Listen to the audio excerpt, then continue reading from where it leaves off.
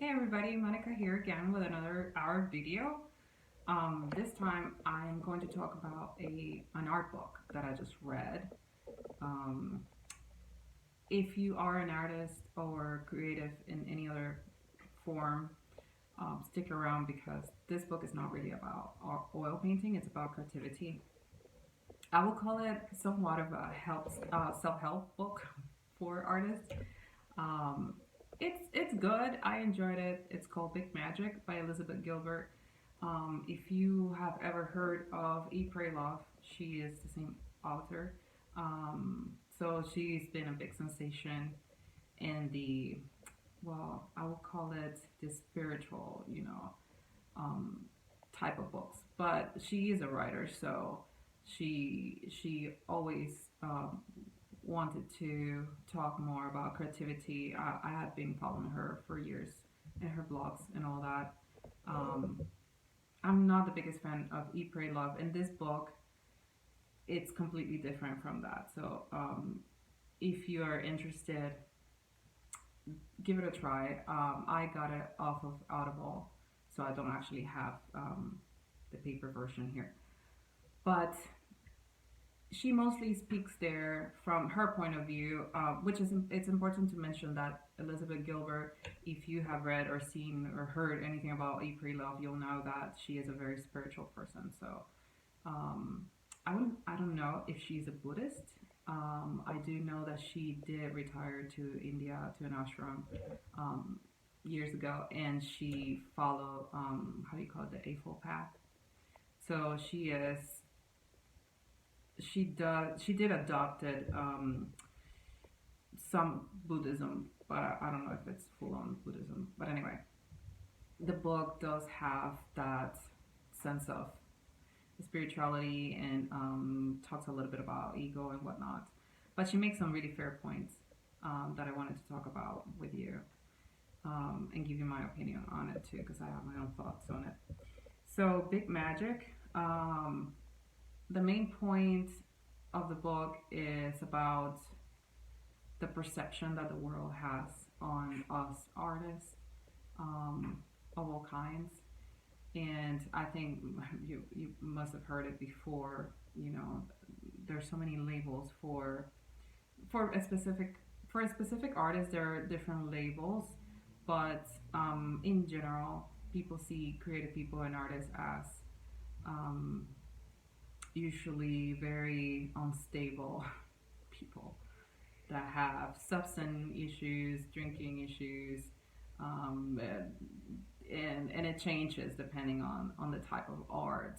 I heard so many things about writers and actors being alcoholic and things like that, which I think it's unfair. And she expresses her concern about it because stereotypes are born and they take a life of their own, and next thing you know, a whole generation, a whole group of individuals are following that path just because of the belief that has been thrown upon them. So she talks about why that might be, that it began, that this label began, and how she believes that we can fix it. So like I said, she's very spiritual. Basically, she believes, starting with creativity, that creativity is not something that is born in us, that comes from a higher being, and it is given to us as we work on on our art. So basically, this being has to find us passionate and working on something for him to give it to us. So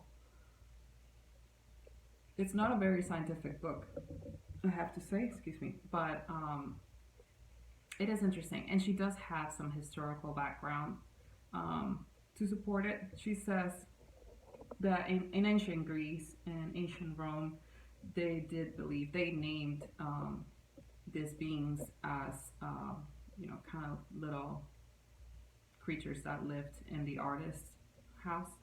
Um, and they call, well, in ancient Greece they used to call them daemons, kind of like demons. And and in ancient Rome they called them genius, actually, genies. So a genius person, a genius wasn't a word used to refer to a very highly intelligent person, to refer of this angel or muse that came to the artist, that lived in the artist's studio and visit them to give them ideas. So I thought that was interesting, and she believes that um, even if this wasn't true, when you see creativity as something that doesn't belong in you, and this applies, you know, for the ego and all this Buddhist beliefs, um, you are separate from the responsibility of the failure or the success of your art. So if if it goes right, your ego won't be bloated from it, and if it goes wrong, you won't feel completely guilty about it because you know that it didn't come fully from you. Um, and she puts it in a very interesting story. She says that in northern Africa, for centuries, there's been this moonlight dances. You've probably seen them in movies. Um, Gatherings where dancers will come and dance until dawn, all night, and sometimes the dancers will tap into this trance. And I thought it was funny because I as an artist have felt it. Of course, being a stage artist, you probably it's probably more intense than what happens to me in private painting. But you do tap into this trance where it seems like your spirit it's elevated somewhere else to another place where it's just full on creativity, and you kind of send that energy back into your body. But you're not really there, you're just fully into that creative process. And she says that when these dancers tapped into that, um, the people gathering will start chanting Allah, Allah, Allah. It means God, right? So they believe that that was God, that was the light of God shining through the artist, um, which it makes it very interesting because when Spain was invaded, um, many words in Spanish come from Middle Eastern and African roots, and one of them is ole. Ole has root in the word Allah. So when you're in Spain in a bullfight or in a dance or pretty much anything that becomes very exciting, we say ole, um, just as a cheer, you know. But it is deeply rooted in the word Allah. So it just means, well, back then it meant the light of God is shining through that. So I thought that was a very interesting point because, as Shiput said, this dancer, he if he doesn't take on this success with him or failure with him, he's not gonna have issues like, wow, when am I gonna ever tap into this energy again? When am I ever going to perform this good again? Like, what am I going to do with the rest of my life? Maybe this was the high point of my career, because he identifies himself with the creative process, as if it was just him doing it. So she believes that this could bring sadness to a person, to a creative person. There was this famous writer, I can't remember his name, that said, he wrote novels, I believe, and he said that every one of his books killed him a little more. So it's really sad that some people have to go through that and feel like their own work is harming them in a sort of way. So that's her point. I have a different view when it comes to why we take on these personality traits that are completely unrelated to the art that you do. And the best way I can, actually, there is a story on one of the many TED Talks that I love, about this black man who, when he was very young, he was very intelligent and he got a scholarship to go to a private school. So in his school, he says that most kids were Caucasian, white, and he got along with all of them. He loved his school. He was having great grades and whatnot. But his issue was actually in his neighborhood because all the other kids in his neighborhood that were black, they made fun of him because they say that he acted white. So they just thought that he was acting different in some sort of way, and he felt very hurt by this. So when he became a teenager, he started doing things with them because they had been his childhood friends, his whole life. So he started doing things that he didn't really believe in, or that he wasn't interested in, just to be able to fit into that community. And I have seen it so many times in other aspects and other people with other backgrounds that I've met, but I never thought about it in art or in myself until I was probably in my 20s. Of all the things, all the add-ons that I brought to my personality, to be able to belong into an art community, or fit the stereotype of an artist. So I think that is one of the biggest issues, and how it happens is that something starts it. It could be historically anything, like the notion that most painters are broke.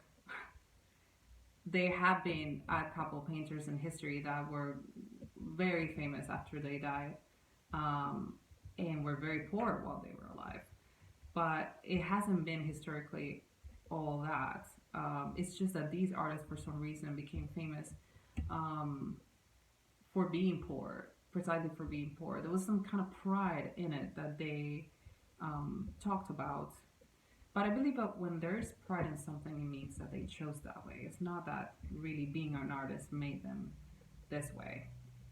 And yes, the bohemian life, especially in France, was a trend for many years, in the 20s and the 30s, and it started that stereotype of the painters being people who didn't make any money. But actually, many painters made a huge amount of wealth before they died. Michelangelo had a lot of money when he died, and he had students that helped him with his work when he was older, so that he didn't have to paint everything himself.